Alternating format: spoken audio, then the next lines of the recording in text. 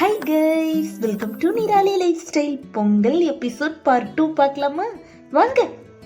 எந்த ஃபெஸ்டிவல் வந்தாலும் 1 டேக்கு முன்னாடி தான் நம்ம பர்ச்சேஸ் பண்ணுவோம்.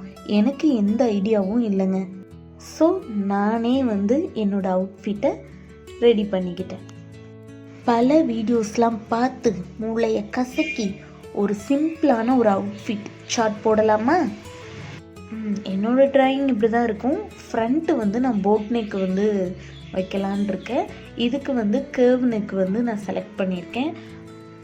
அதே மாதிரி கீழேயும் கேர்வ் தான். நம்ம மெஷர்மெண்ட் நான் கிப் அளவுக்கு தான் எடுத்திருக்கேன். ஸ்லீவ் லாங் ஸ்லீவ் தான். நம்ம ஷோல்டர்கிட்ட மட்டும் கொஞ்சம் லாங் பஃப் மாதிரி வைக்கலாம் அப்படின்னு டிசைட் பண்ணேன். அதே மாதிரி ஃப்ரண்ட்டு ஒரு பாட் மாதிரி நெக் வைக்கலான்ட்டு அப்புறம் நான் கொஞ்சம் லென்த்தை கம்மி பண்ணிட்டேன். அதே மாதிரி கீழே ஒரு சில்வர் பட்டன் கொடுக்கலாம். அப்படி காஜா பட்டன் சொல்லுவாங்கள்ல, அது கொடுத்துட்டு ஒரு போ வைக்கலான்னு டிசைட் பண்ணேன்.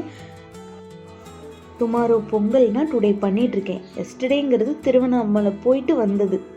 ஃபஸ்ட்டு நான் எடுத்தோன்னே எப்பயுமே கிளாத் வாங்கினேன்னா அப்படியே உட்காந்து ஸ்டிச் பண்ண ஆரம்பிக்க மாட்டேன். என்ன டிசைன் பண்ணலாம் அப்படிங்கிறத ஒரு மைண்ட் செட் பண்ணிட்டு தான் நான் அதுக்கப்புறம் உட்காருவேன். சிம்பிளாக இருக்கணும், கை வேலை அதிகமாக இருக்கக்கூடாது அப்படின்னு நினச்சேன். ஏன்னா இந்த ஊக்கு வைக்கிறதுலாம் எனக்கு டைம் இல்லை.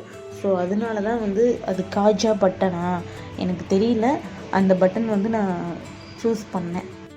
ட்ரா பண்ணிவிட்டு பின் வச்சுட்டு ஸ்லோவாக தான் அந்த கேர்வ்டெல்லாம் நான் ஸ்டிச் பண்ணேன். நான் டெய்லரிங்லாம் கற்றுக்கலை, பட் ஒரு பேசிக் தெரியும். அதை வச்சு எனக்கு என்ன தேவையோ அதை நான் ஸ்டிச் பண்ணிப்பேன். கேர்வ் நான் சின்னதாக தான் போட்டேன்.